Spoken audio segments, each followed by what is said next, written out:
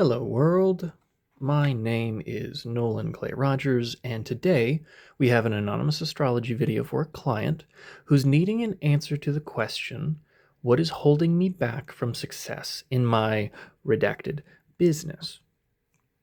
Now, before we get started, a couple disclaimers, as we might see some strange things in the background, some symbols and whatnot. Whatever you assume that I do it very differently. For example, this is an anonymous astrology video, and so my client has asked me a question, and I'm going to run it through some systems like astrology, through the tarot associations of the astrological signs and planets and houses, and a number of other things. But to do that, I check my spirituality at the door, because for the past 3 years of running my business, I've done sessions and consulting for Christians, pagans, atheists, Hindus, Buddhists, and lots of other folks that you can't even imagine. And they all need exactly the same things. They need consistency, they need systems, and they need a little bit of order and harmony brought to the chaos they're experiencing. So that's why I utilize the tools that I do. But generally, for clients that have met me and seen me in person, there's a little tapestry I like to have behind me that has 2 phrases in Latin. Now, those 2 phrases in Latin, since you can't see them behind me right now, they come from my favorite little magic book that I was gifted whenever I was very, very little, and I've had this with me for all but the first few months of my life. And those 2 phrases come from Psalm 19, verse 1. The heavens declare the glory of God, and the firmament showeth his handiwork. And the next verse is Psalm 24, verse 1. The earth is the Lord's, and the fullness thereof, the world and they that dwell therein. Now, if I work with all sorts of people and I check my own spirituality at the door, why would I quote some Psalms to you? Well, I quote some Psalms to you right now, one, because part of my practice and everything else that I do utilizes an axiom I like to call Christianity as a creative constraint. Mostly because if you can understand the words that I'm saying to you, it means that you've grown up in a Western country that is likely built upon some form of the Christian mythos. And Christianity, as a set of symbols, is baked into all of these wonderful little tarot cards that are usually poo-pooed at the pulpit. They are baked into astrology. I mean, the 3 magi were 3 wise men or Chaldean astrologers that predicted the birth of Christ.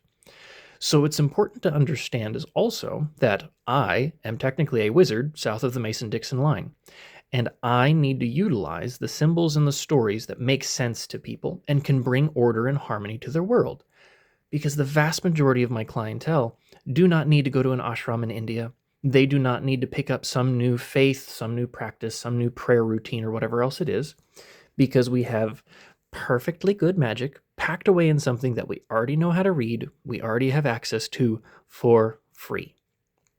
But with this in mind, the answer to my client's question, who I'm going to use a little creative constraint here of a Dear Sally moniker, and call them Seeking Success.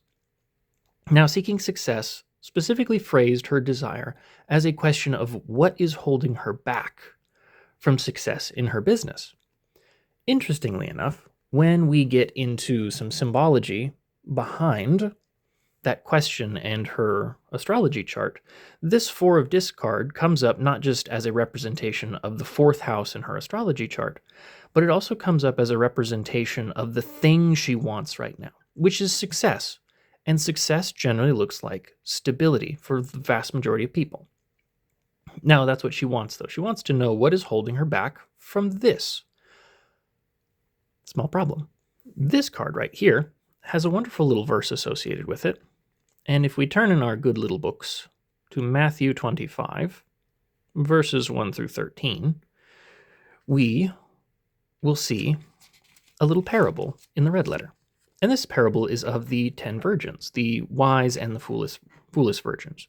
And so let me just read this to you real quick to give some context around this client's desire for seeking success.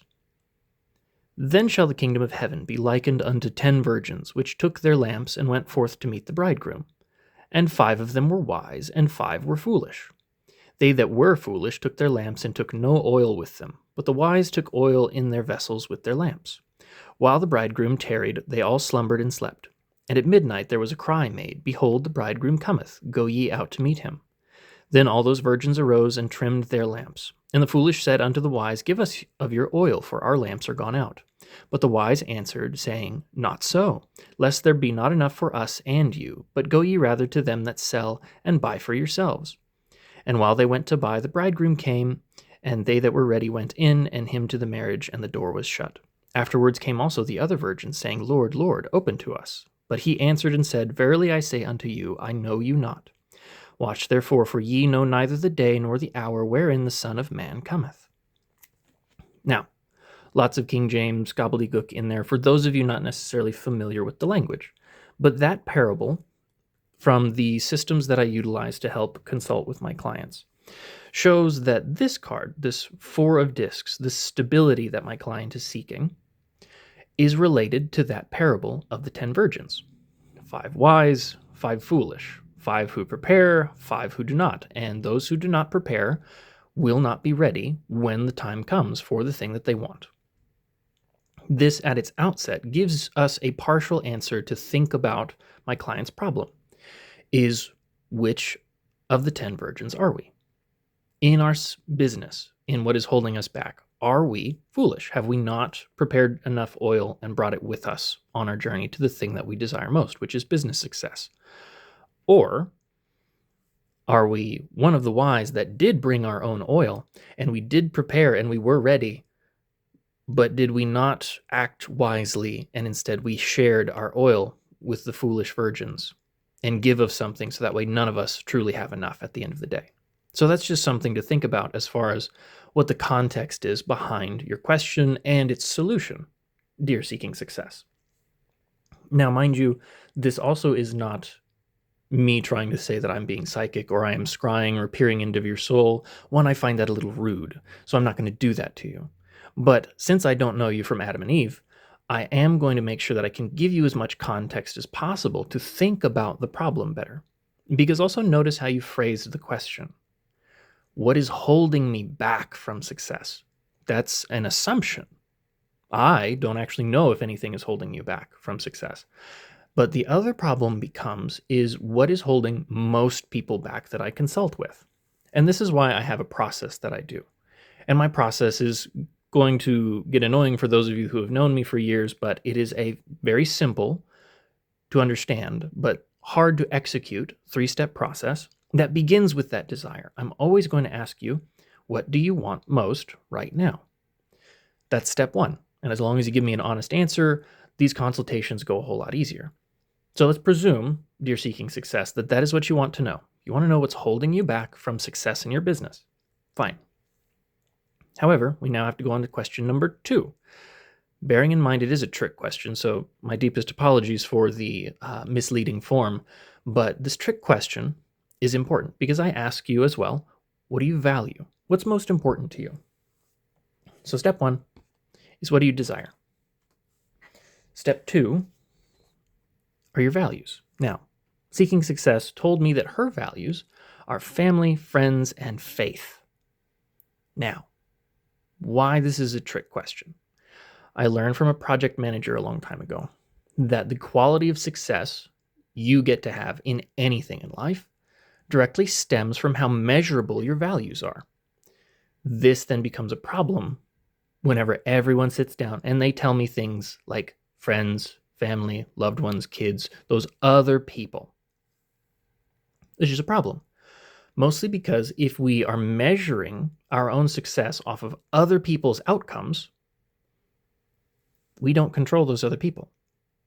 As most anyone who is a parent like myself or a business owner like myself can understand, is no matter how hard you work, no matter what you do for other people, no matter how much you try to help and be good, people can still make their own choices against the best advice, against the best practices, and therefore they can get outcomes that aren't a reflection of the amount of effort you've put in to the problem or to them. So first of all, yes, we can love and care about and invest in those friends and family and kids. However, I want you to stop using the word value around them. Mostly because we can no longer know whether or not you are successful if you're measuring your business success off of those other people's outcomes. Those other people are not in your control. Therefore, we can't use that as a metric for your success. Next problem with values is that little tricky word like faith. Now, faith is interesting because it's very similar to other things people tell me is important to them, like loyalty, honesty, community, all these high-minded, pie-in-the-sky good stuff. And while all of those are good things, understand that all of the relationships that have gone bad in our lives go bad because people say they value those same good things up front, and they conveniently define it different on the back end, which creates a natural separation when nobody can agree on the thing that they supposedly value and what is the actual metric of success. This is where most people's problems come from. One unit of what you desire, that success in your business, does not directly translate to one step closer towards or one more unit of friends, family, and faith. This is initially what's going to be holding you back. And because it's holding back anywhere from 60 to 70% of clients every time that I have a session with them, we have to make sure the answers to question 1 and to question 2 have a direct relationship. One unit of what you want right this second should get you one more unit of or one step closer to what you value.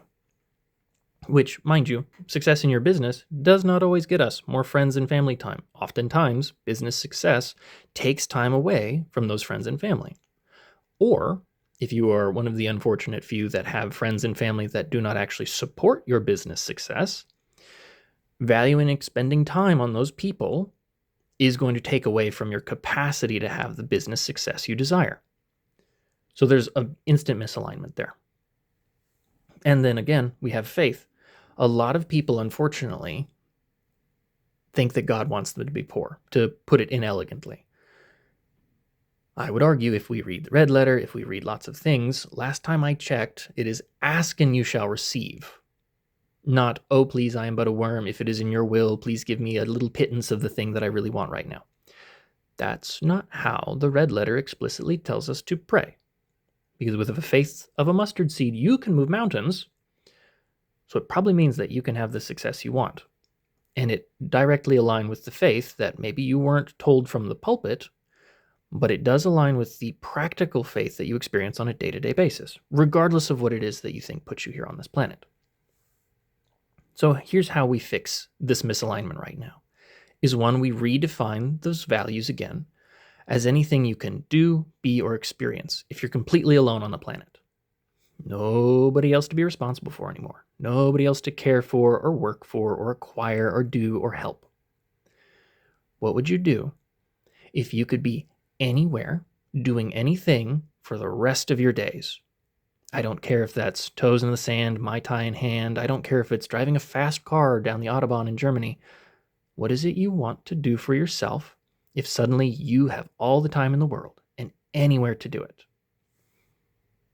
When you think about that, and give yourself a couple weeks to really come up with an honest answer, but try and do it on gut reaction right now, is what you want, that success, probably gets you more of that value for yourself, not the values for other people.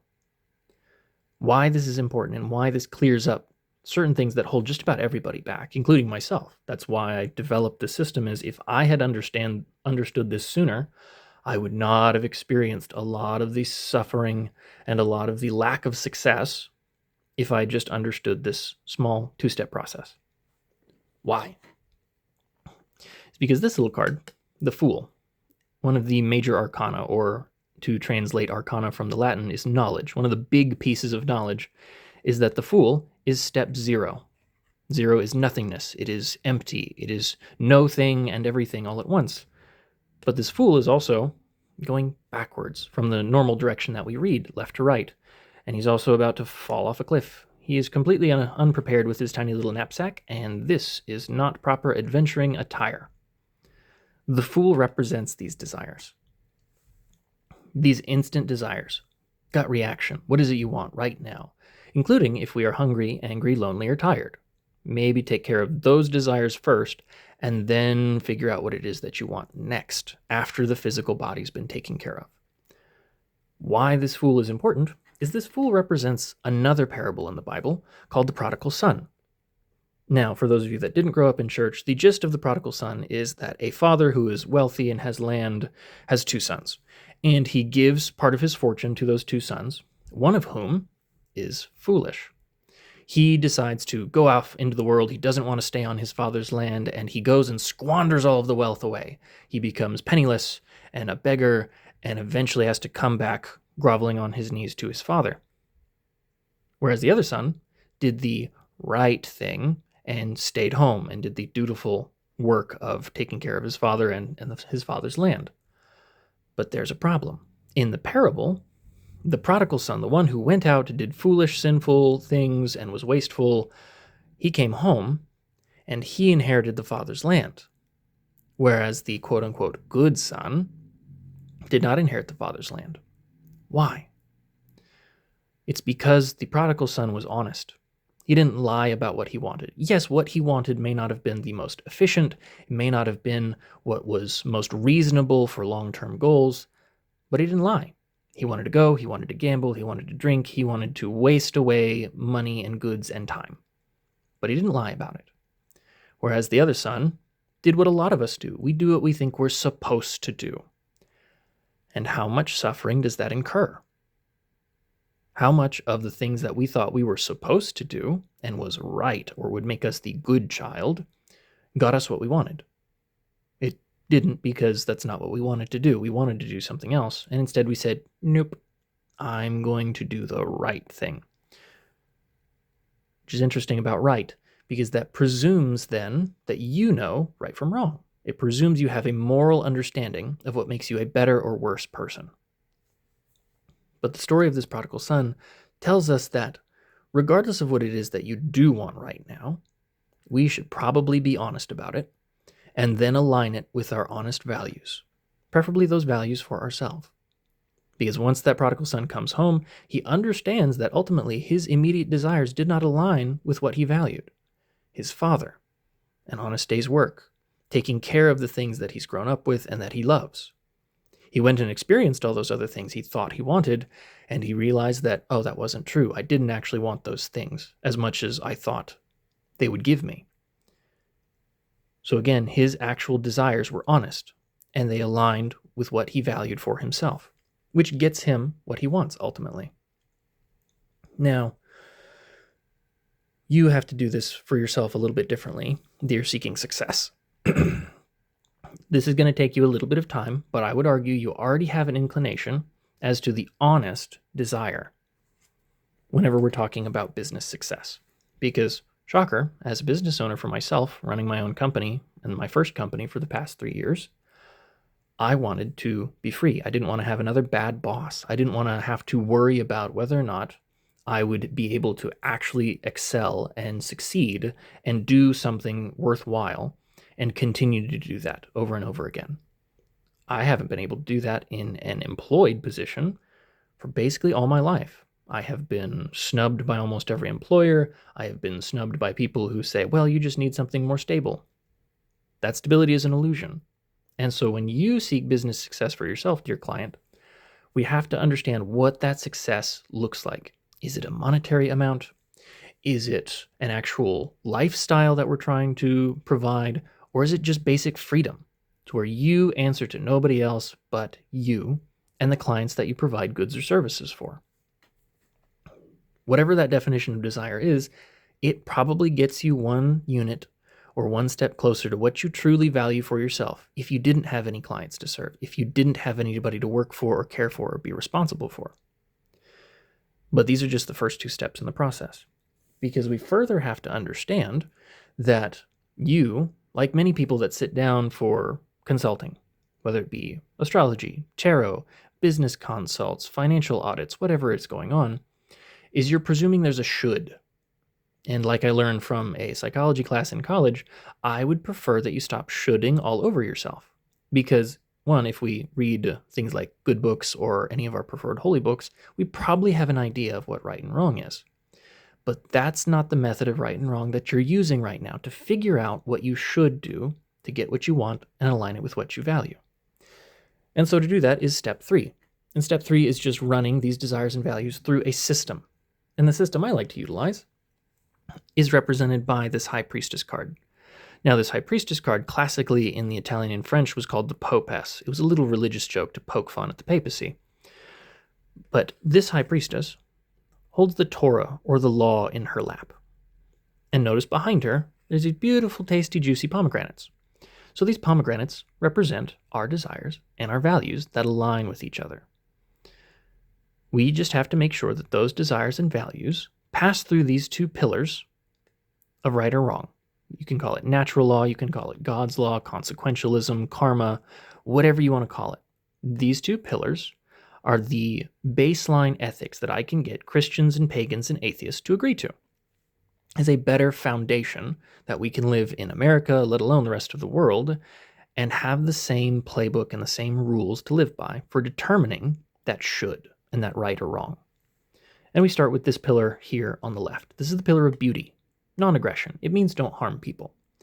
But spiritually, because spirituality seems to be the main problem for most all of my clients that have already tried things and they are professionals and they're parents and they do have competencies and skills, this non-aggression right here, this not harming people, needs to be defined as theft, any form of theft.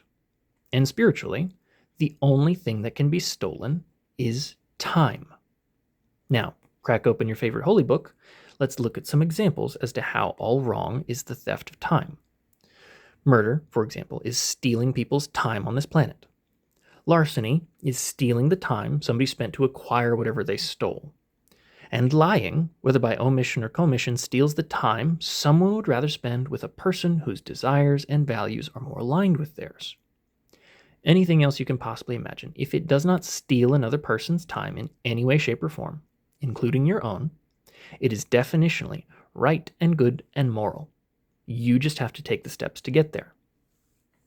But that's pretty easy. You can go about your next couple weeks and be thinking about all of the things that are technically morally allowed, so long as you're not stealing anyone's time. If you want tequila at 10:30 on a Tuesday, if you have the time to metabolize it, you're not harming anybody. You can go do that.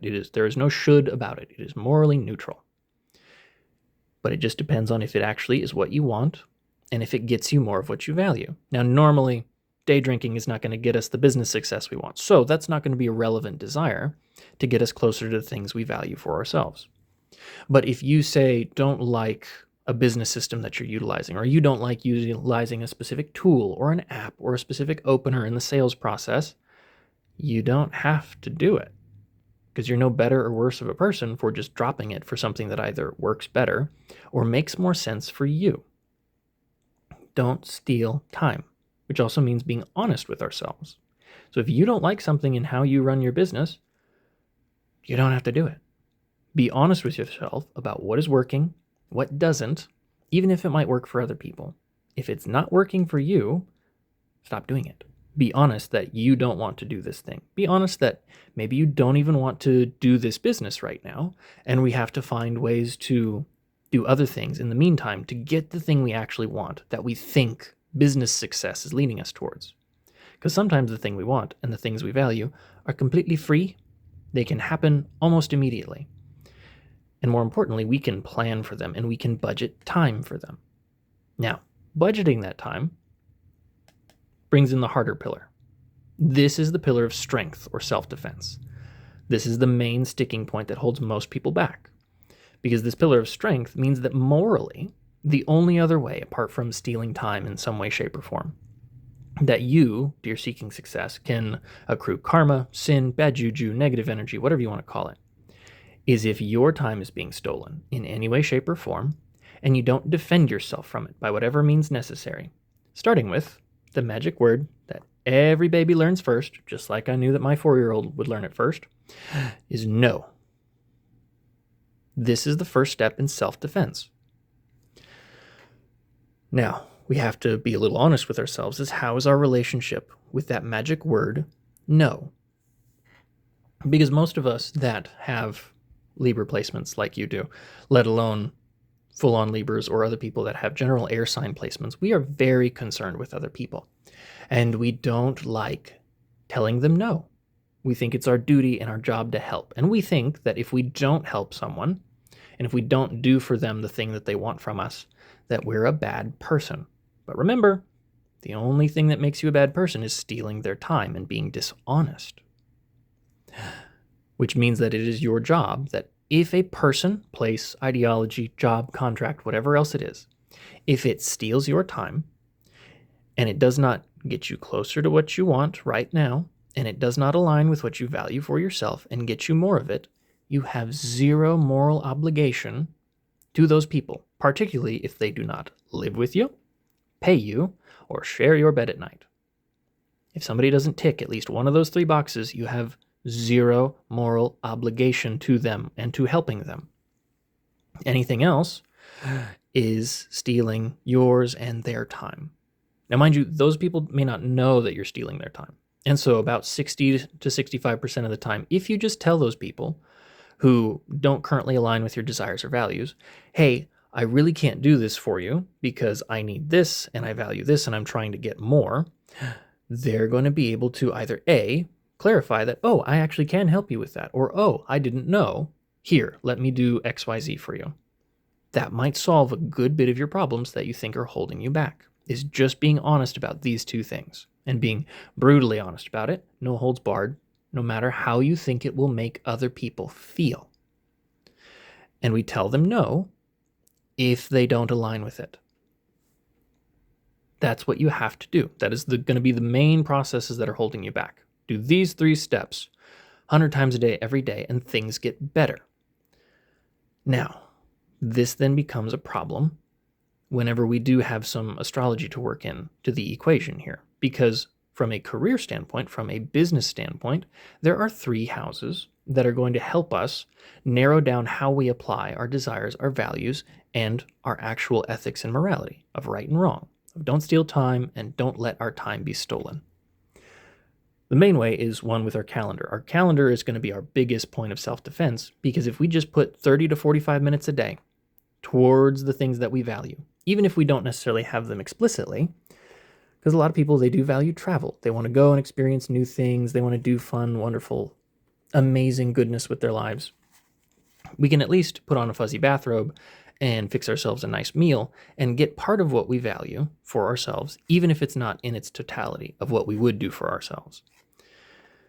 But we have to start with being honest and having an inviolable no a week in advance. So first of all, your calendar needs a week's notice for anything involving people that would utilize your time and do not live with you, pay you, or share your bed at night.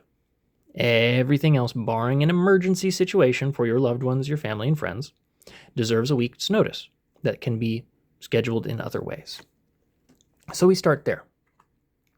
But from an astrology standpoint, now, mind you, I've laid out these cards to be able to help represent an astrology chart. And astrology is very useful, and we're usually used to seeing it in terms of these little circle charts that represent different houses, 1 through 12, going all the way around. Those houses then have the zodiac signs that we're normally familiar with, and then it has the 7 classical planets of astrology that can be placed anywhere through them. Now, I have done it a little differently because, one, we need to be able to understand astrology easier. And most astrologers, they're just going to show you a chart that has a bunch of lines and a bunch of numbers and everything else, and they'll talk to you about it for an hour and change. But you're not really going to remember anything that's going on, and your understanding of the problem may not actually change that much. And so we use tarot cards as a way to represent astrology placements and make things a little more understandable. So to start, we have to understand that astrology breaks down to these 3 things. We have the planets. Now, the planets are going to be things like the Sun, the Moon, Mercury, Venus, Jupiter, Saturn, because in classical astrology, the Sun and the Moon were considered planets because they also moved across the sky. Now, those planets, think of them as the who or the subject of a sentence. They're the thing that is doing something. And then we have the zodiac signs, Aries, Pisces, Libra, Taurus. All of these signs can be thought of as verbs. They are the thing that is being done. They are the quality of action that's being taken. And then we have the houses. And I would argue the houses are one of the more important aspects of astrology that's generally left by the wayside, because those houses are where in our life something is happening. So whenever we're looking at your astrology, to answer this question of what's holding you back from success in your business, we have to, one, understand the houses that are associated with that business success.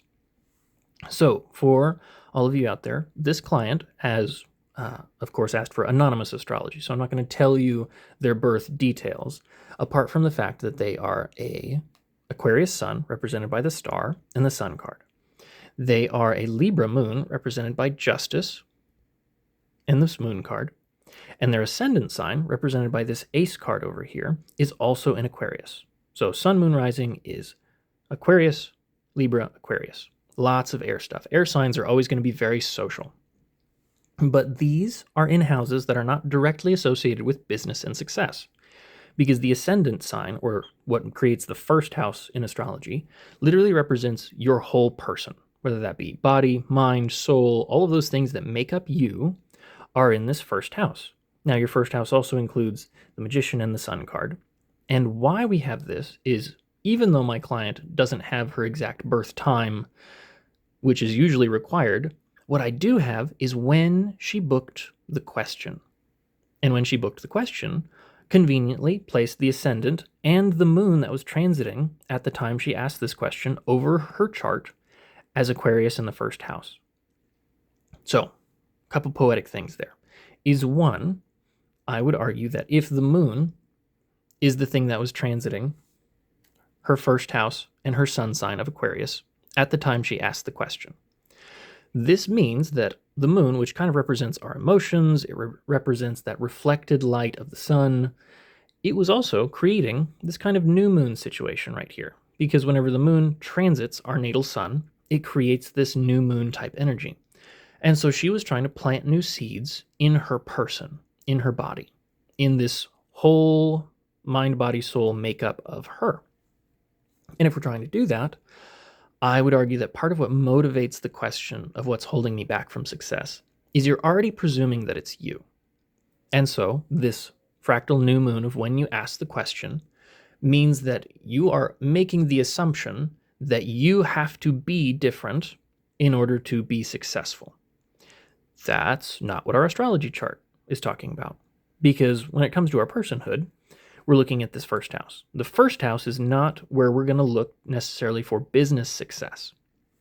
Where we're going to start by looking is we're going to look at the second house, represented by this Two of Cups in Pisces, represented by the Judgment card. Now, the second house, if it is after the first, is going to be our stuff. It's all of the things that are directly in front of us. So your finances, your assets, all of those things. This becomes a problem whenever there aren't any planets in the second house of Pisces. And so Pisces is then ruled by Jupiter. So we have to look first to where Jupiter is in your chart. And it's over here in the 12th house of Capricorn, represented by the Devil card, and also represented as this little King of Discs.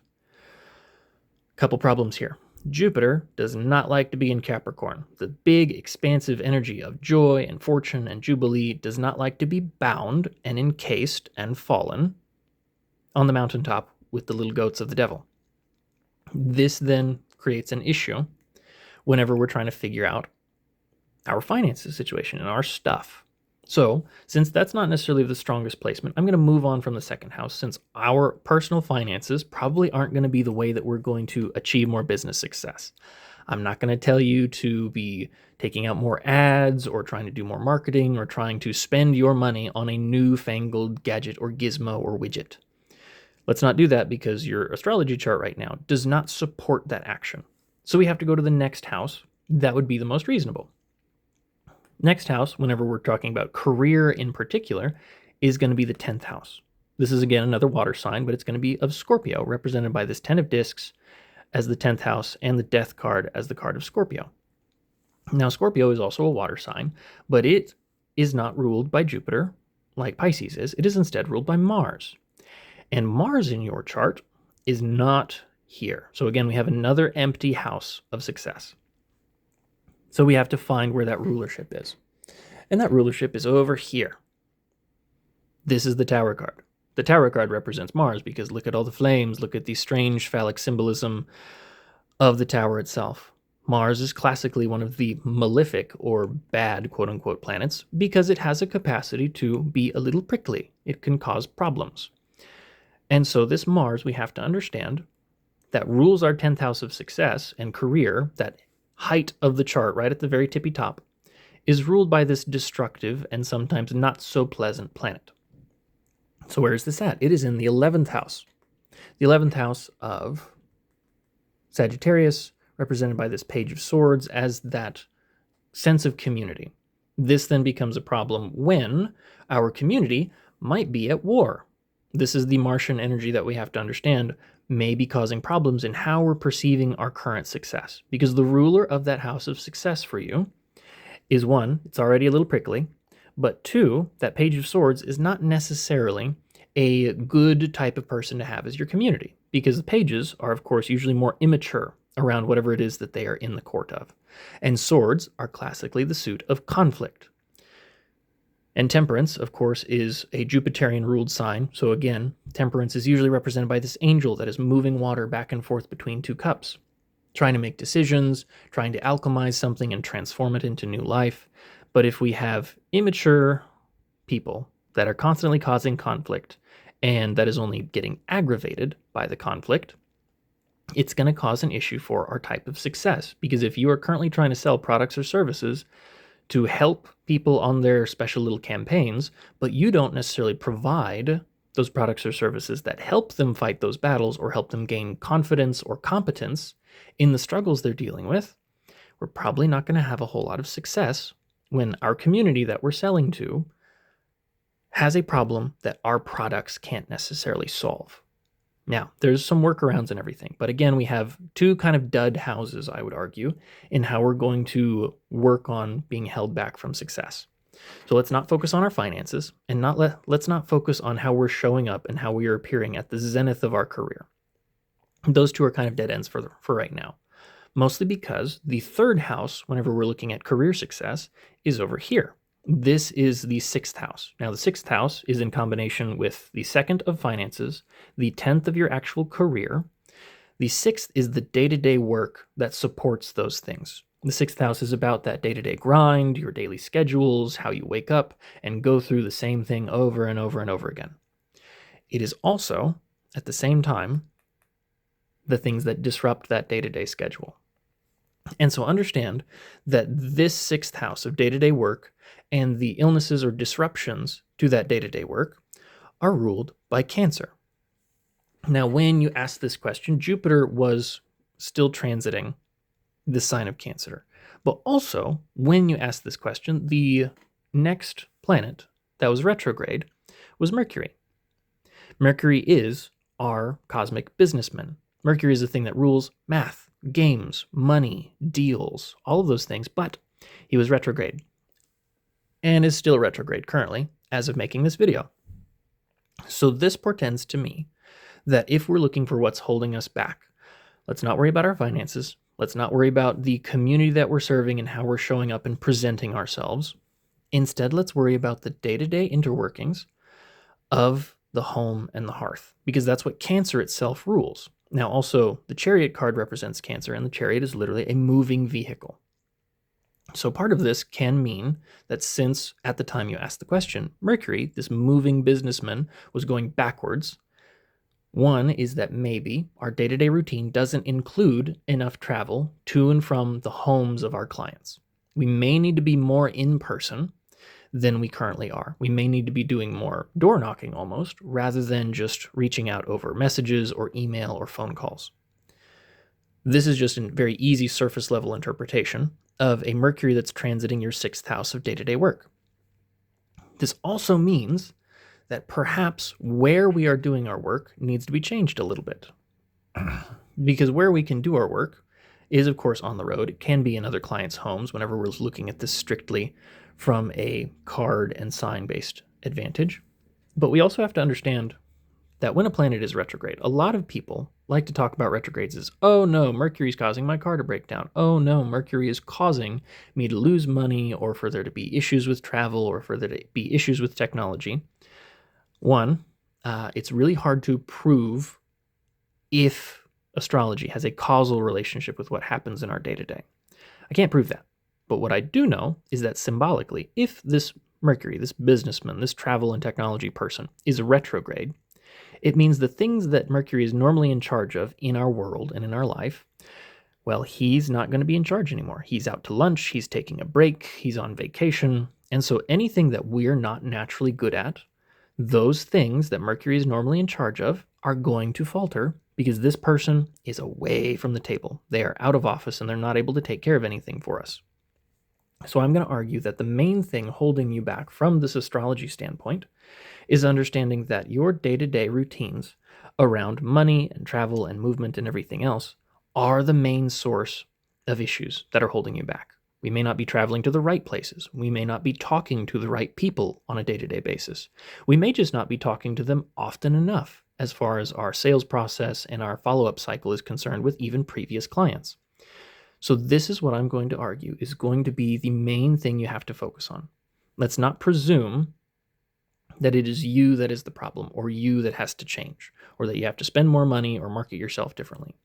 Let us presume that every day, from an astrology perspective, we need to just do Mercury things more often by ourselves. Ideally, we'd be in a spot to where we can outsource some of that, maybe technologically, but I would argue that this is what we have to focus on. Doing the Mercury thing in the 6th house every day.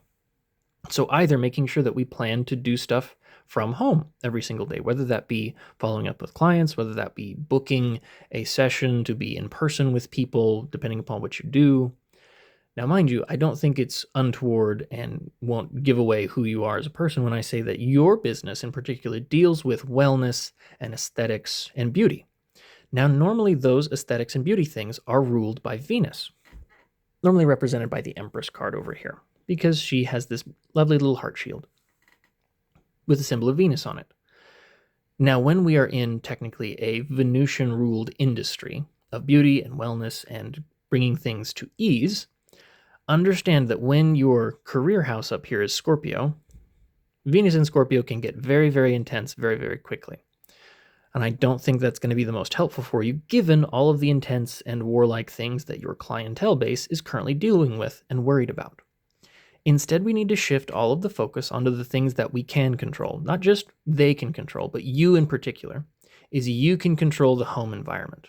You can control what people put on their countertops every day to take as far as supplements or as far as daily routines or habits or tools they use on a day-to-day basis. This is what we're actually selling. I don't want you to try and dismiss all the problems and warfare they're going through up here in this 11th house of community. Your community is dealing with their own struggles, and they're dealing with it poorly. So don't try and solve that problem. Solve the problem that your products and services can solve, which is their actual day-to-day processes and needs. Solve the thing they do every morning that makes them feel confident. Solve the thing they do every morning that makes them feel strong. And I would argue that there's going to be things in your own story, in your own person here in this first house and this ascendant, that you thought were wrong about you or your systems that your products and services solve for you. This is one of the best pieces of business advice that I heard from Alex Hormozy is we just solve our own problems and we sell the solution. If you're already in business for yourself, it's probably because you have the solution to your own problems, but we need to be upfront about how the thing we sell solves our own problems. Because this is what I have to do. This is the thing that's gotten me through bad relationships. It's what helped me be a single father. It's what's helped me do things differently, even though I wasn't raised or trained to figure out how to deal with a lot of the problems in my life up until I've utilized these systems to help me through it. So for you, these systems are pointing towards this day-to-day routine and the products and services you sell and how they helped you. That's what has to be communicated. Because you already know the issues that all of your clientele have, but you have to tell them a story about how it already got solved. And more importantly, how they can do a little bit more of the 6 of Cups feeling. Now, the 6 of Cups is about nostalgia. It's that childlike joy of reminiscing of how good things used to be. So it might be understanding, too, that perhaps your own sales cycle isn't necessarily about big events or big things. Maybe it's just about making sure that people purchase little things on a regular basis, on a, call it bi-weekly, monthly basis. Because that would be that 6th house energy of we have regularly scheduled nostalgia, whether that be a beauty routine, whether that just be some health practices, whether that be you talking to people and doing a good human thing of being there as a person that provides this stability and this health in the 6th house, because you've already done it for you. And so if we do it for others and we just tell them the story about it and how it can make them feel and act differently, this is what's going to help a whole lot more. Now, with all that in mind, I know I've waxed poetic for a good long while, and I appreciate you sitting here with me today. You will be sent, of course, your works-cited PDF that will have your astrology charts and a couple other things wrapped into it. But your homework, of course, is to understand those desires need to align with your values for yourself, not other people, and not high-minded good virtues. Things you can do, be your experience. What you desire, be it the business success or anything else, has to get you more of what you value for yourself. And understand that as long as you are not stealing other people's time, including your own, and you are saying no to anything that would steal your time, things get better. We get more of what we want and less of what we don't, as long as we continue to do that 100 times a day, every day. And so from a business standpoint, from the systems that we utilize, work on this day-to-day routine and practice of doing more reach outs, more technology improvements as far as what you are or aren't good at, and just making sure that the story that you are telling people every day isn't about some big high-minded stuff of the community and what they're dealing with. It's not about their finances. It's not about the price of things. It's about doing good things for you every single day, multiple times a day. And that's what you are providing that service for. And when we do that, I would argue things will get a whole lot better, a whole lot faster. And then we can talk about some other fun things regarding your Jupiter and your Venus in that 12th house of Capricorn. But until then, this is how we need to help ourselves out with this problem.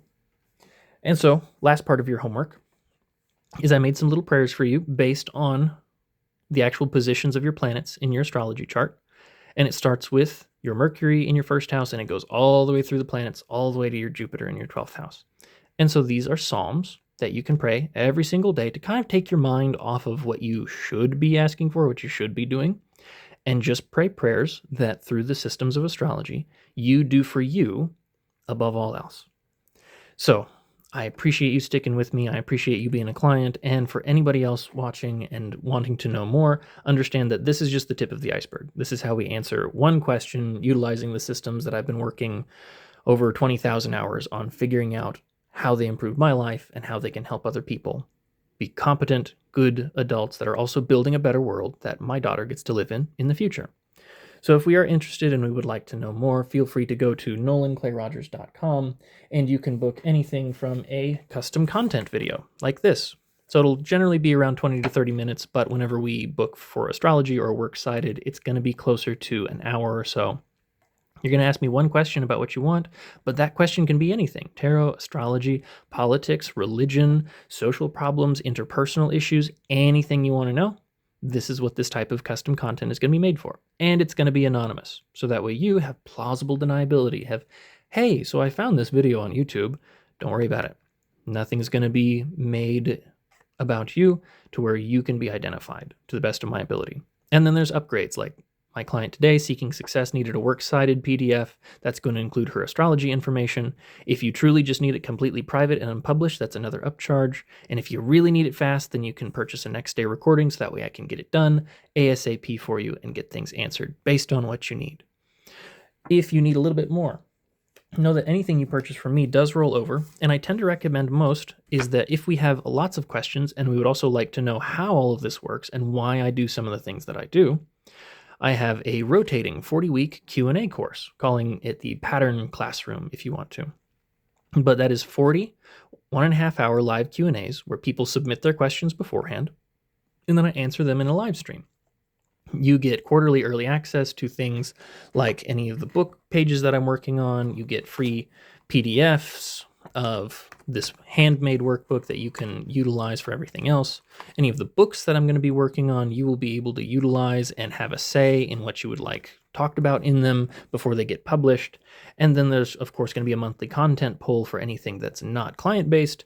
There will be some community content that you get to have a say in what gets asked. And so that makes it 40 questions a year, about 10 minutes or so per question. And so you get some of the best education on all of these systems and consulting practices that I use for my clients, and you get to learn a little bit more about how to do it. But if you do need some more one-on-one time, my one-on-one sessions are 2-hour deep dives. They're going to be a while. They're going to be very personal and very difficult, and that's normally why we have to shift things around as to how I do things differently than most consultants in my field. You will also be getting your own personalized version of this workbook. Now, this workbook is just standard. It is my processes that other clientele can learn from and DIY things, but I will be personally writing you your own 22-page PDF that would explain all of this astrology, all of these psalms, anything else that you're interested in based upon what we work on in session. You will also get free access to the 40-week Q&A course, and then you get a free custom video like this on a topic of your choice. And of course, these one-on-one prices are more last minute. And so if you would like to invest in yourselves a little bit more, you can message me privately for a year in advance discount up to 60%, but other packages can still be gotten at a wonderful discount as well. So if you need something, I appreciate you. You reach out to me at nolanclayrogers.com, and thank you for being here, and have a lovely rest of your day.